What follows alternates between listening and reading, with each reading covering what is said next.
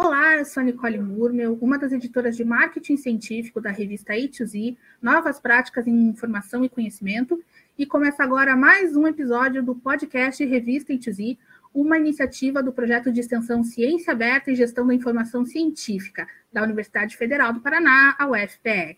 E no episódio de hoje está aqui comigo a professora Liz Sobol. Ela é doutora em Medicina Preventiva pela Universidade de São Paulo, a USP, é professora aqui na UFPR e ela é coordenadora de um projeto lindo e muito importante, o projeto Convida, e é sobre isso que a gente vai falar agora. Seja bem-vinda, professora Liz, ao podcast Revista A2Z, e a gente vai começar, gostaria que você se apresentasse para o nosso público, para o pessoal conhecer você, quem é você, de onde é que você está falando agora, a sua formação, é o seu momento para o nosso público conhecer você. Olá, Nicole, todos e todas que nos acompanham. Uma alegria compartilhar nesse espaço, nessa iniciativa tão relevante dentro da nossa universidade. Então, muito me honra estar aqui. Obrigada pela acolhida.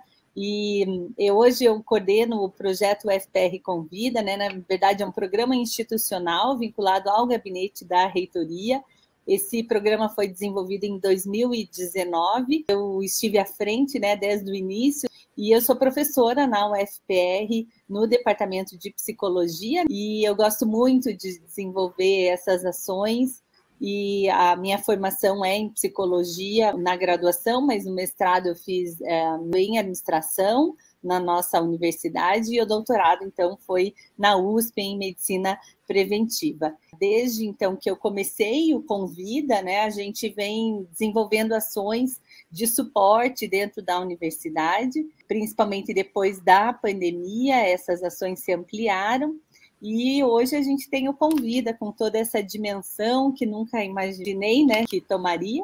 E o Convida é feito a muitas mãos, né? Desenvolvido de uma maneira colaborativa, cooperativa, com contribuições de voluntários, tanto da universidade quanto da comunidade externa. Então, é uma realização de um sonho, na verdade, de ver docentes com técnicos, com alunos de graduação, de pós, com alunos de outras universidades e também com profissionais externos, né, de instituições parceiras ou até que vêm como voluntários para contribuir com as nossas ações. Então, é um presente para mim poder estar à frente desse projeto e estar aqui com vocês falando sobre ele hoje. Maravilha, professora. Então, né, se trata de um projeto muito especial. Então, para começar, queria que a professora detalhasse, então, o que é exatamente o programa Convida e como foi a ideia de criar esse programa, né? De onde é que surgiu, qual foi a inspiração? Ele nasce, na verdade, de uma preocupação da gestão da universidade, no primeiro momento ali da gestão do professor Ricardo, com a professora Graciela, de uma preocupação de estar mais próximos à comunidade, oferecendo espaços e ações de suporte, de fortalecimento de vínculos, de pertencimento dentro da nossa instituição, de prevenção de situações de conflitos, de situações de desgastes emocionais e também de um suporte diante de contextos de crise, né? E esse programa nasce, portanto, de um pedido do próprio gabinete. Eu já estava envolvida com outras ações dentro da gestão, quando foi solicitado que eu pensasse em algumas estratégias mais amplas, né, visando o cuidado de toda a comunidade. Então, acho que isso é um privilégio, a gente ter gestores da universidade preocupados com essa temática, destinando mesmo, né, espaços, investimentos, iniciativas para um olhar que é também preventivo, então é também de um cuidado de valorização que traduz uma valorização da vida, uma valorização das relações, de um reconhecimento de que a universidade é sim um lugar de promoção de saúde mental, que ela pode ser sim um lugar de suporte emocional para as pessoas, principalmente, né, Nicole, quando falamos de alunos de graduação, de pós-graduação, nós estamos falando de sujeitos entrando na fase adulta ou em fase já de um amadurecimento pessoal e profissional, na qual, nos estudos da psicologia, essas fases são centrais quando se fala das relações, né, de trabalho ou da vida acadêmica e profissional, elas são centrais da identidade dessas pessoas. É necessário ter o olhar com cuidado como se dão essas relações, para que o ambiente acadêmico, o ambiente da universidade, seja esse lugar de suporte, de encontros significativos, de renovação de sentido. Afinal, na universidade se constitui trajetória, se constitui identidade, né? Nós não estamos atrás apenas de um diploma quando adentramos a uma instituição como essa, mas sim há um processo de transformação desse sujeito, uma transformação de si mesmo e a transformação daqueles outros que encontramos no caminho, né? E eu acho que o Convida vem muito com esse olhar. Quem tiver curiosidade de acessar nossa página, nosso site, por exemplo, vocês vão encontrar, o site é convida.ufpr.br, e lá vocês vão encontrar, por exemplo, Nicole, a descrição do que é o programa, né? E o programa, ele aparece como uma iniciativa institucional, então, do gabinete da reitoria, visando valorizar e aproximar pessoas, práticas e saberes. Porque há tanto que é feito na universidade, há pessoas tão surpreendentes e com tanta vida, né? Há saberes tão relevantes que muitas vezes não têm visibilidade ou que não encontram ressonâncias, não encontram outros que também têm, né? Que poderia ter essa transformação conjunta. E então o Convida vem, na verdade, como esse lugar de reconhecimento da vida que há na universidade. Por isso esse nome, né? De convidar a vida a estar no palco, mediando as nossas relações, né? Aquilo que tem de vida no nosso contexto. Então, a professora citou, né, a questão dos pós-graduandos, os estudantes, a quem muitas das ações do Convida se direcionam, mas quem mais está convidado a participar, enfim, se beneficiar das ações do programa para a comunidade externa, além da comunidade dentro da universidade? Quem é que pode ter acesso aos projetos, às ações do Convida? Como que é esse acesso? Como que as ações acontecem? Então, Nicole, a gente tem ações, às vezes, direcionadas para públicos específicos e outras abertas a todos os interessados que contemplam também a comunidade externa. E temos tido com bastante alegria e surpresa participação de pessoas, tanto de Curitiba, mas também de outros lugares do país e até algumas pessoas do exterior. Assim, não imaginava no começo das nossas ações essa repercussão também na comunidade externa, né? Desejávamos ter algumas ações, mas não imaginávamos conseguir tanta visibilidade. Convida está estruturado de uma maneira que tem, primeiro, um processo de psicoeducação, que são materiais, oportunidades, eventos abertos, lives do Instagram, lives do YouTube, vídeos, cartilhas, que traz informações, que traz um suporte emocional via materiais bibliográficos ou de vídeo, áudio, né, como esse podcast, que tem o objetivo de trazer mensagens de suporte, de divulgar as redes, né, nas quais as pessoas podem procurar ajuda ou acolhimento. Então, essa parte das ações do Convida, ela é aberta a todos os interessados. E neste ano, em 2021, nós temos realizado principalmente nesse eixo ações concentradas na forma de seminários. Nós fizemos 4 seminários com a temática seminários de acolhimento e prevenção em saúde mental, e esses seminários estavam abertos também à comunidade externa.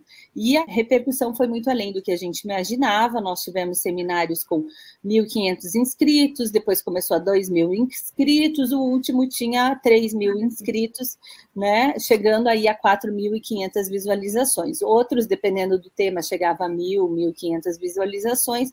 Então, e pessoas assim de diversos lugares, né? E o que isso sinaliza? Como essa temática, e não a temática em si, mas a problemática relacionada à saúde mental é de fato uma demanda de realidade. Por isso as pessoas vêm buscar. E os eventos são assim, terça no meio da tarde, sexta-feira de manhã, né? Então, assim, horários que não são horários que favorecem, inclusive, principalmente esse segundo semestre, né? Mas você percebe essa vontade, essa a adesão por conta da necessidade de poder parar, de poder se olhar, de ter um espaço, ainda que coletivo, ainda que remoto, mas de fortalecimento, né, emocional. E essa é a ênfase dessa estratégia da psicoeducação, é dar suporte às pessoas, para que elas possam reconhecer nelas mesmas que elas têm, que as ajudam a seguir. Porque, a Nicole, isso segue um protocolo de primeiros socorros psicológicos, que é uma forma de você cuidar da comunidade e ampliar o seu suporte em situações de crise. A pandemia pegou a todos nós. Alguns estão lidando com luto, outros estão lidando com frustrações, outros estão lidando com insegurança, com perda de emprego, entre outras coisas. Todos nós perdemos de alguma forma, né?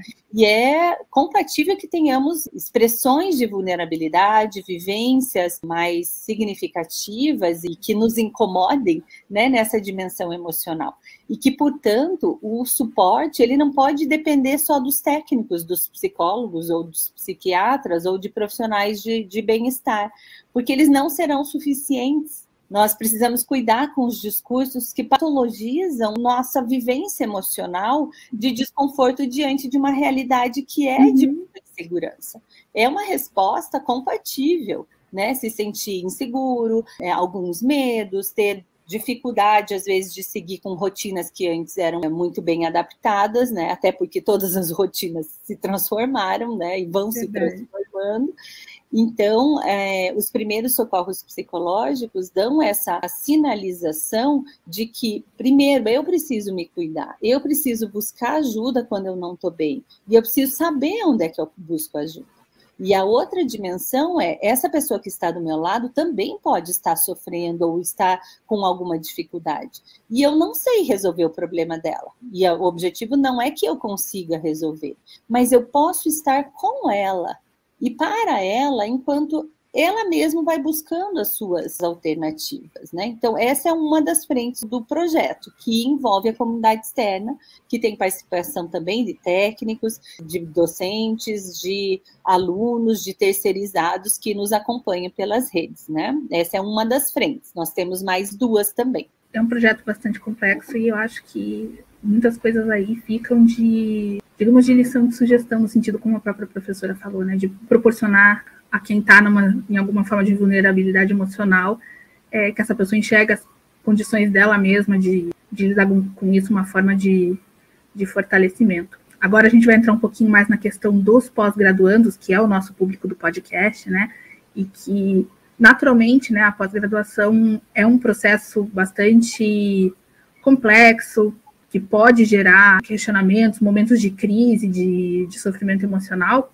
Então, voltado especificamente aos pós-graduandos, quando eles procuram as iniciativas do Convida, qual é o tipo de situação mais comum entre esses pós-graduandos? Quais são as queixas? Quais são os sentimentos que eles costumam trazer? No que a professora percebe que eles mais precisam de ajuda, quando eles sabem que o Convida existe e procuram as ações do programa? Às vezes, alguns precisam de um suporte psicológico, escrevem e-mail, e aí a gente encaminha, a gente não faz, acho que é importante essa pergunta até para esclarecer, nós não fazemos atendimentos individuais, acolhimento e tratamento psicológico. A nossa ênfase é preventiva e é, portanto, nas ações coletivas e na indicação da rede de suporte. Então, se de fato alguém está precisando, não vai ficar sem suporte, a gente dá essas orientações de onde consegue. No nosso site, por sinal, está aberto ali um folder que se chama Redes de Acolhimento, onde a gente faz um mapeamento sempre atualizado de ações dentro da universidade e fora que podem ser acessadas pelos pós-graduandos e pelos alunos ou, né, conforme os grupos. Está organizado por grupo, então tem lá ações para todos, ações para a comunidade UFPR e ações para pós-graduandos. Tudo isso os pós-graduandos podem acessar, né? Mas na universidade, quando tem essa busca, nós encaminhamos para a Casa 4, que é a instância oficial e formal de acolhimento e de suporte dos pós-graduandos. Na Casa 4, então, essa demanda é acolhida por e-mail, se chama casa4@ufpr.br. Há uma pessoa que todo dia vê esses e-mails, responde, faz agendamento, independente de ter vaga ou não, é feito um acolhimento para uma aproximação e para compreensão dessa demanda. Por enquanto está sendo feito de maneira remota, né, que é como todos os atendimentos na universidade, e aí é definido, então, qual é o encaminhamento a ser dado. Então, esse é um tipo de demanda. A outra demanda que nos chega, Nicole, é a demanda de estar junto com programas de pós-graduação, principalmente aqueles seminários que eles fazem, nas reuniões que junta mestrandos e doutorandos, e isso foi bem frequente esse ano. E aí, o que surge de demanda nessas ações? E também nas nossas rodas de conversa. O Convida faz, além de seminários, palestras, lives para toda a comunidade, faz também rodas de conversa para grupos específicos. Fizemos algumas para pós-graduandos, 2020 e 2021, e nessas rodas e nessas conversas com os programas, a gente identifica muito uma demanda relacionada à sobrecarga, exigências, né, própria dos programas, a questão dos prazos, dos planejamentos que não foram realizados, nessa necessidade de uma reorganização sem muita segurança. Também identificamos a questão da conciliação entre o trabalho acadêmico da pós-graduação com outras dimensões da vida. Identificamos também a questão de um senso de incapacidade, de incompetência de responder a esse lugar e àquilo que é pedido, então, que vem muito pela síndrome do impostor, né? Também vivências de desgaste emocional, tanto de burnout, como também de ansiedade, depressão, desgastes, né, significativos, inclusive a temática do suicídio também aparece, né, e também as questões mesmo dessa adaptação a essa vida na pandemia, agora pós-pandemia, né, nesse contexto aí ainda incerto, dessas rotinas. Agora tem aparecido a questão mas aí eu volto para Curitiba, eu não volto, como é que vai ser isso, né? E agora a gente está começando a ter algumas sinalizações. Então, isso aparece bastante, e também algumas questões relacionadas a sentido de vida, a carreira, né? É outra temática que no Convida a gente trabalha, projetos de vida e de carreira, e que às vezes isso nas conversas com a pós-graduação aparece. Maravilha, espero que o nosso público tenha prestado atenção. Essas demandas, às vezes, se você está se sentindo sozinho, isolado nos sentimentos, nas preocupações, às vezes é mais recorrente do que a gente imagina, né? Eu, na situação de pós-graduanda, a gente realmente experimenta isso, seja no mestrado, seja no doutorado. Aí, entrando na próxima pergunta, apesar de ser uma situação mais recorrente do que a gente imagina, ainda é um tabu muito grande falar de saúde mental, de sofrimento emocional.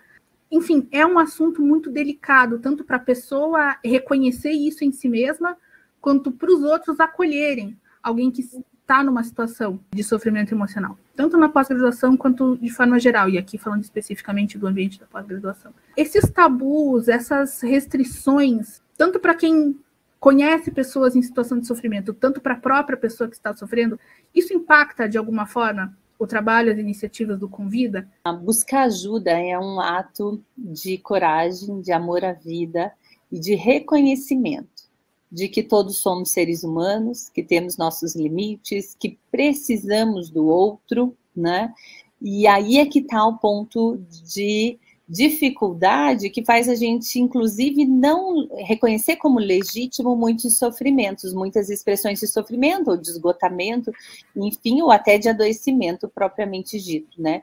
Nós vivemos numa sociedade, Nicole, que vários autores estão descrevendo como uma sociedade do homo deus, né, onde nós exigimos de nós mesmos e também do outro mais do que a gente de fato pode dar, que vivemos aí numa ditadura de sucesso, de aparência, de que todo mundo tem que estar o tempo todo bem, de que todo mundo tem que dar conta de tudo, né, a todo tempo, e na verdade isso é uma armadilha, né? Nós vivemos aí muito envolto desses discursos da ditadura do sucesso e da felicidade que nos impõem e nos colocam muito facilmente na insatisfação, numa não possibilidade de reconhecimento do que de fato eu tenho de bom, do que o outro tem de potencial, do que o outro oferece de vida, né? E que nos empurra para o adoecimento, para o sofrimento. A questão não é o que acontece em volta de nós que vai fazer adoecermos mais ou menos. A questão é com quem a gente pode contar quando as dificuldades da vida chegam. porque elas vão chegar para todos nós. Nós perderemos pessoas, nós ficaremos doentes, nós perderemos projetos, poderemos passar por violências, por perdas, né? Por sonhos que não foram realizados, e isso não é um erro da vida. Isso é, né, ter esses limites faz parte da vida humana. Só que quando a gente vem com discursos de que isso é uma fraqueza, uma incompetência, né? E que é culpa do sujeito, poxa, diante dos primeiros sinais de esgotamento, eu preciso me esconder, porque senão eu não serei aceito. O meu lugar não é mais reconhecido como legítimo. Aí que vem a síndrome do impostor, de eu ter que começar a criar uma imagem daquilo que eu não sou e de que eu não consigo mais sustentar. Quando todo mundo acha que eu estou indo super bem e que eu faço um discurso lindo lá na reunião dos projetos, mas eu sei que eu não estou conseguindo, eu sei que meus dados não estão bons, eu sei que a minha coleta não deu certo, mas não poder falar disso me empurra para este lugar de solidão, de vergonha, de falta de apoio e de fechar os caminhos que poderiam mudar essa história. Então, a chave para não cairmos nisso é a confiança. E a confiança se dá na correspondência entre o falar e o ser ouvido, na correspondência entre poder dizer, gente, eu não estou bem hoje, e ficar tudo bem, não tem problema você não estar bem hoje. Todos nós, um dia, né, temos nosso dia de não estar bem. E nesse dia, um cuida do outro, um ajuda o outro, né? Então, ter laços de confiança que permitam que eu possa ser quem eu realmente sou. Que permitam que aquilo que eu falo não precise ser julgado o tempo todo e que eu não precise julgar o outro. E que haja espaço para divergências, para opiniões diferentes, sem querer competir quem está certo e quem está errado. Mas de entender que somos diferentes e que podemos ter perspectivas da vida diferentes, e isso é legítimo, mas nós precisamos nos ouvir mutuamente para poder entrar nesse lugar de confiança, para poder dizer, prof, olha, eu prometi aqui mais 10 páginas do mestrado ou doutorado, mas eu não estou bem, eu não estou indo bem. Antes do dia da orientação, podemos fazer uma orientação antes para você me ajudar aí, né? Eu preciso entender por que eu travei aqui. Né, nesse conceito, nessa parte. Então, isso é bem importante quando se fala nessas condições de enfrentamento e de também discriminação em relação àquele que sofre, né? Ele não precisa passar por isso sozinho. E aquele que percebe o outro nesse sofrimento, ele também não é responsável por resolver a vida do outro. Mas a gente pode oferecer nossa presença, o nosso olhar, né? O nosso cuidado, a nossa palavra, nem que seja, não tenho ideia de como te ajudar, mas obrigado por compartilhar a sua história, né? Tem alguma coisa que eu possa fazer por você? Isso é falar de uma verdade, de um lugar, de um sinto muito, puxa, que pena que você está passando por isso, percebo o quanto você está triste, obrigada por compartilhar, né? Quando alguém compartilha a sua história com a gente, ele está compartilhando algo que é precioso. E só o fato de você ter sido escolhido para ouvir esse que recebe a história do outro é sinal que você já está ajudando. Né? Às vezes a gente minimiza. Puxa, eu só ouvi, você ouviu. E isso é transformador. Né?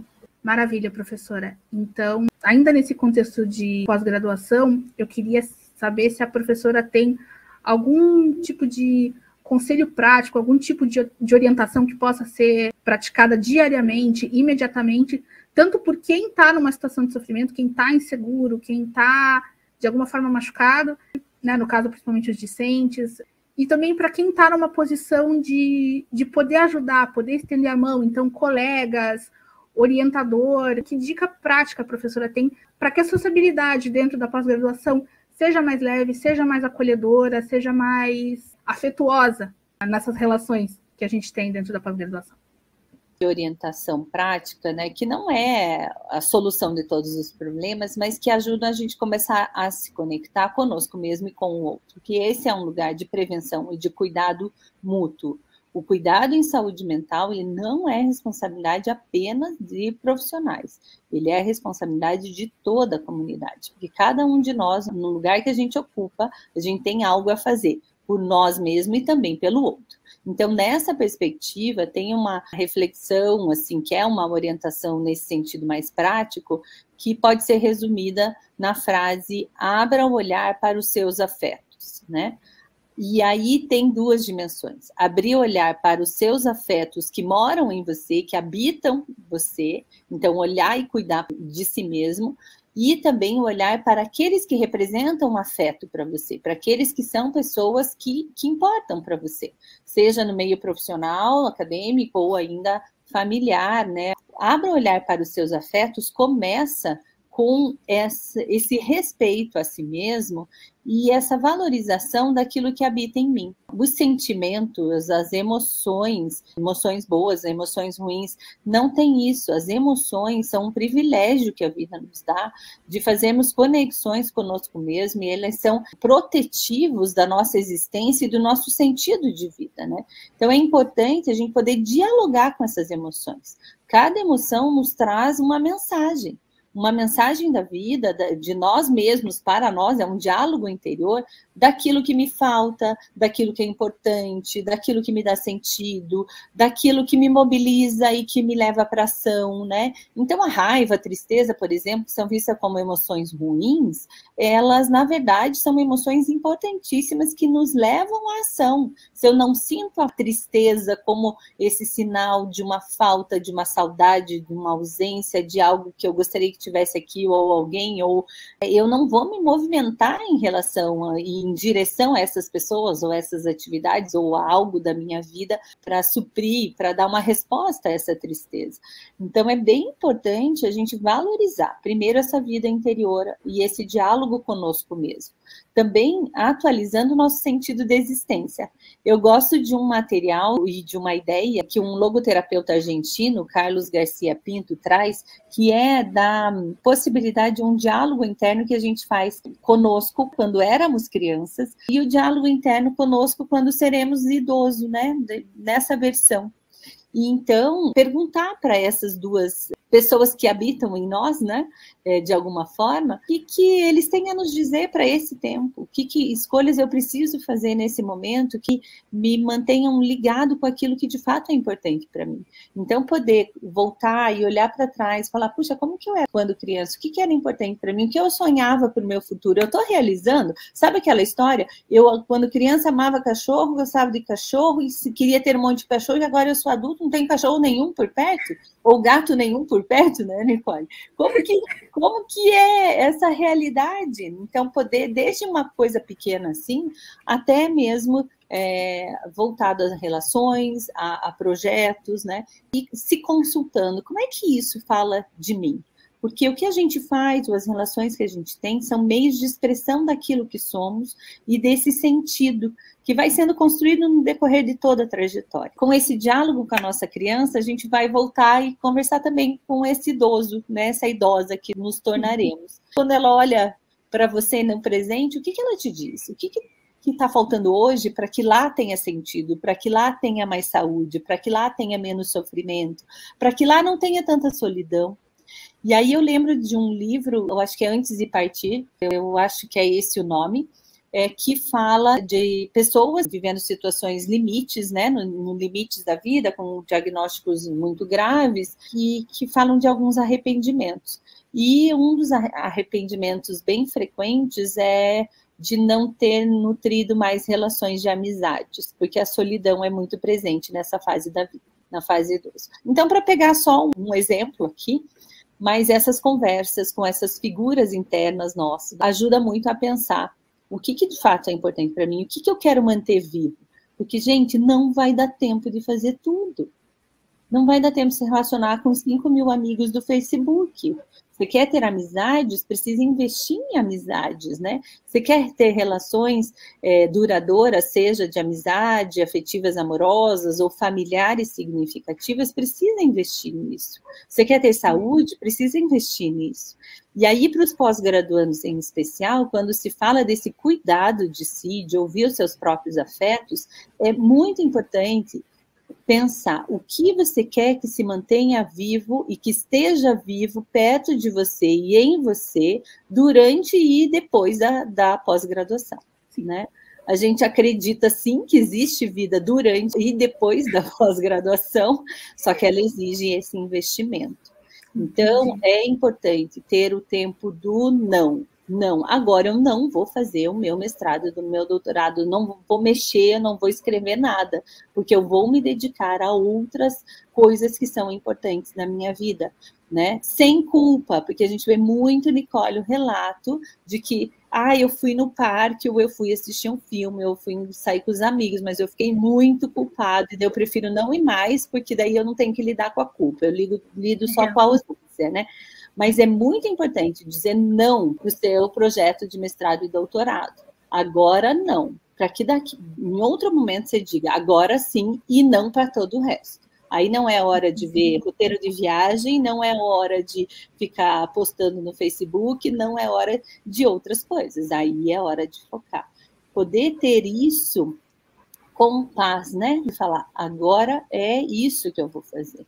Isso eu acho que é uma proteção de cuidado de si e na qual envolve já tempo para o outro, que é significativo, tempo de cuidado de saúde, tempo de existir, né, para além da sua pesquisa, porque é muito comum que a gente totalize a vida, principalmente quem é de fora, né, e muda para a cidade onde está fazendo a pesquisa, a vida fica a pesquisa, e a vida não é só pesquisa, e não pode ser, porque senão a pesquisa não acontece. Então, precisa ter o tempo da não pesquisa para que, durante o tempo da pesquisa, tenha sentido fazer o que não gosta para conseguir chegar onde se quer. Isso é o programa de pós, ele tem muito desses caminhos, né? Mas, sem dúvida, é uma oportunidade de transformação muito única na vida e que pode trazer muitas marcas significativas, construtivas, de sentido e de fato, ampliar esse ferramental daquilo que a gente pode ser e pode oferecer, né, nas nossas relações, na sociedade, na carreira. Essa é uma dimensão, o olhar para os seus afetos que habitam em você. E a outra dimensão é olhar para os seus afetos que a vida lhe confia, que são as pessoas, as relações, os projetos, as tarefas, o próprio fazer o trabalho. A vida lhe confiou habilidades na trajetória, né? Você teve oportunidades para desenvolver essas habilidades, essas competências, essa forma de existir, e de oferecer isso, e isso pode ser, sim, essa expressão de como eu cuido desses afetos, daquilo que é importante para mim, desde pessoas até aquilo que eu faço. E cuidar dos afetos, quando se fala em pós-graduação, assim, se tem uma coisa, se só desse para fazer uma coisa, não fique sozinho. Tem algum laço muito significativo, saia com um grande amigo desse programa de pós, ou saia com um vínculo significativo de confiança com um orientador, ou com um professor, ou com um grupo. É um período árduo, bastante exigente, porque ele é muito transformador, por isso ele é, né, um período curto com muitas transformações. E poder ter alguém com quem você possa trocar, que não tem que resolver os seus problemas. O seu orientador não tem que resolver, né? Ele não vai ser o seu terapeuta, mas poder falar com ele, desde que coisas que nem precisam ser necessariamente da pesquisa, ou mesmo da pesquisa, puxa, sabe que eu escrevi aquele capítulo e eu me emocionei por causa disso, daquilo. Tantas vezes isso vira tão solitário. Né? A pesquisa não precisa ser solitária, e eu acho que essa é a grande coisa. Conheço programas que têm mentoria entre pares, que alunos que estão ali no segundo ano acompanham ou têm esses espaços de troca com alunos do primeiro. Essas trocas, a literatura, a gente fez até uma pesquisa sobre isso, programas de mentoria são espaços de fortalecimento de todos, porque quem está lá terminando também tem muito sentido em poder acompanhar quem está começando.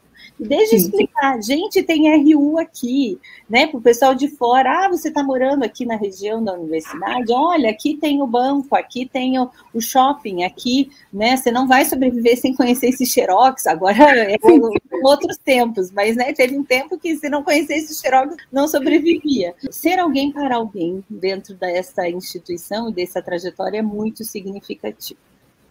Maravilha, professora, é muito importante esclarecer essa questão das relações. E agora a gente vai trocar um pouquinho de assunto, porque o podcast sempre sai na sexta-feira, e na sexta-feira a gente gosta de descontrair. Eu acho que é uma das coisas que a gente precisa, né? A professora já deixou bem claro aqui que é preciso descontrair, sair um pouquinho tirar um pouco a cabeça da pesquisa. Então, já que o podcast sai na sexta, eu quero perguntar para a professora, fora do Convida, fora da academia e da universidade, quem é a professora Liz? Quem é a Liz? O que você gosta de fazer no seu tempo livre? Seus hobbies? O que o Lattes não conta sobre a Liz? O Lattes não conta. Sabe que no meu Lattes até conta, tá lá, apaixonada pela vida e pela família. Eu coloquei lá. O nosso Lattes precisa contar um pouco mais da gente, né? Inclusive tem um movimento da paternidade e maternidade no Lattes, né? Mas eu sou, de fato, apaixonada pela vida, apaixonada por tudo isso que eu faço de trabalho, mas também muito apaixonada pela minha família, pelo meu esposo. Nós temos 22 anos juntos, 20 anos de casados. Nos conhecemos, eu estava no começo da universidade, ele também finalizando, ele também é professor, então é um parceiro inestimável com quem eu gosto de passar muito, muito tempo, e a gente compartilha muitas coisas. E nós temos 2 filhos, uma menina e um menino de 12 e 10 anos, e agora, ultimamente, nós temos gostado muito de fazer subidas de montanhas, nada muito arriscado, mas bem divertido, né? De curtir a natureza. Para mim é muito importante esses espaços de caminhada na praia, amo ver pôr do sol, nascer do sol. Agora o sol está nascendo muito cedo, não estou conseguindo acompanhar esse não horário de verão para ver o nascer do sol, mas consegui em alguns momentos ali no inverno. E também agora estou com um projeto de começar com bike noturna, e também em família, de termos essa atividade. Gostamos muito de ler, fazemos muito trabalho manual, artesanato, a minha menina gosta muito disso, então essa sou eu, e eu vou sempre ajustando os meus horários para que aquilo que é importante na minha vida aconteça, né? E a gente não vai conseguir dar conta de tudo. Se eu trabalhasse 24 horas, ainda assim teria coisa que eu ia querer fazer, que eu ia querer resolver, né? Principalmente quando a gente gosta muito do trabalho, a gente tem esse risco de entrar num movimento exagerado de dedicação. Então eu marco na agenda, na agenda horário com meu esposo para a gente almoçar junto, eu marco na agenda horário, essa noite é para ficar em família, né? Domingo à tarde nós não vamos ver ninguém, nós não vamos fazer nada, nós vamos ficar junto. Então, o que é importante, né? Eu ponho na minha agenda, isso é importante, eu vou fazer, né? Dentro dos horários que eu posso, com um equilíbrio. Então, quando tem muita coisa que, na verdade, todo mundo vive isso, principalmente em pós, qual é a bolinha que eu vou pôr no chão para que ela não caia e não quebre e não espatifе? Porque se eu tentar jogar tudo para cima, alguma bolinha vai cair. E talvez seja aquela que seja irrecuperável, de um problema de saúde grave, de um relacionamento perdido que não consegue mais recuperar. Como é que a gente vai lidar com isso? O que eu vou tirar para que, de fato, o que é importante no meu trabalho aconteça, para que, de fato, o que é importante para a minha vida pessoal aconteça? E se naquele dia não puder estar, no outro tem que estar. Eu tenho um gerenciamento de agenda bem cuidado para que isso aconteça, né? E como todo mundo tem fases mais difíceis, tem agendas que não podem ser cumpridas, e eu acho bacana, Nicole, essa tua pergunta, porque é muito fácil eu vir aqui e falar um monte de orientações para vocês, mas eu quero me autorizar também, Nicole, compartilhar. Por exemplo, eu perdi meu pai esse ano, e perdi por Covid. E isso impactou, né? Ele ficou 2 meses internado, e isso impactou bastante nas minhas rotinas de trabalho. Mas eu pude viver todo esse contexto com muito apoio da minha equipe, que sabia o que estava acontecendo, que eu também, ao mesmo tempo, pude orientá-los naquilo que eu tinha condição, sem precisar me expor para além daquilo que eu realmente conseguia para aquele momento, né? Então, a vida não é só feita daquilo que a gente consegue planejar, isso não é só feita de sucessos, tem momentos muito difíceis, né? Sim. E que também nos constituem. Então, eu também sou essa hoje, né? Que estou lidando com esse luto, encontrando e reconhecendo parcerias e suportes onde eu nem imaginava, que também estou sendo convidada pela vida para reorganizar, para rever, né, esse trajeto, e até essas atividades em famílias têm sido um lugar de fortalecimento, né, esse contato com a natureza, né, também acho muito importante as práticas espirituais, que também me fortalecem, contornos do que eu sou hoje, né, e do que eu tenho me transformado. Até na hora de falar fora da academia, a professora trouxe conselhos, muita sabedoria, sugestões sobre simplicidade, e equilíbrio, que são coisas que às vezes faltam para nós. Para todos nós. Para todos nós. Professora Elis, muito obrigada por ter aceitado conversar com a gente, por ter vindo aqui novamente com generosidade, com sabedoria, com afeto mesmo, com carinho, divulgar tudo que o Convida faz pela comunidade, pela universidade, pelos pós-graduandos, mas no geral é uma fala muito carinhosa, muito afetuosa, que às vezes a gente sente falta na vida, a gente sente falta na pós-graduação. Para quem está na situação da pós-graduação e está passando por algum tipo de sofrimento, de insegurança emocional, eu acho que aqui fica a mensagem de que não se trata de incompetência, falha de caráter, fraqueza, pelo contrário, está todo mundo sujeito a isso. A pós-graduação, com esse culto da performance, esse culto do sujeito autossuficiente, às vezes pode levar a gente a muita solidão, muito sofrimento. Esse episódio do podcast em especial, eu acho que ele é muito importante, merece um destaque, porque todos nós estamos sujeitos a esse tipo de situação, e é bom saber que a própria universidade, não só na forma do Convida, mas nas nossas relações, na nossa convivência da universidade, a gente pode sim encontrar amparo, encontrar apoio e afeto, e transformar essa situação de repente, de uma experiência de vulnerabilidade e solidão para uma situação de conexão e fortalecimento.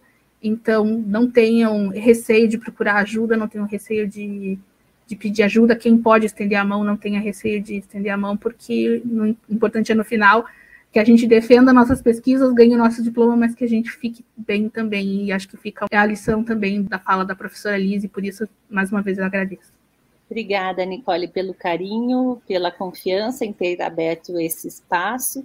E eu sigo à disposição para essas trocas, afinal, né, somos todos seres humanos. Me toca muito poder estar aqui com vocês, eu gosto muito dessa aproximação com os alunos e estou à disposição dos grupos de pós, eu com a equipe, com todas as pessoas que colaboram com o Convida, para termos espaços também de fortalecimento mútuo, de lembrarmos o motivo de estarmos, né, nessa universidade. E agora, para encerrar, professora, gostaria de comentar mais alguma coisa sobre o Convida, sobre as iniciativas da Universidade para Amparo de Saúde Mental?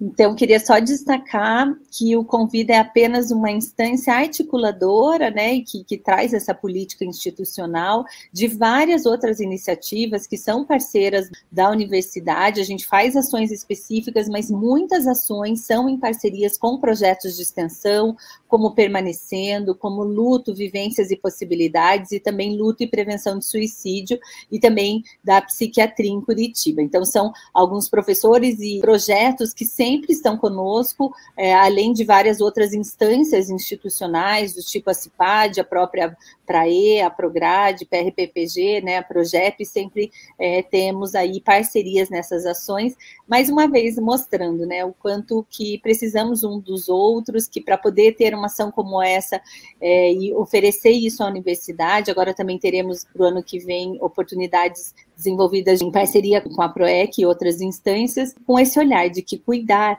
é um trato e um combinado e uma tarefa de todos nós, né? Ninguém solta a mão de ninguém, vamos juntos nessa caminhada. Então, eu quero agradecer aqui todos esses parceiros, né, e destacar esses projetos que têm nos ajudado e que têm também acreditado ser possível esses vínculos significativos.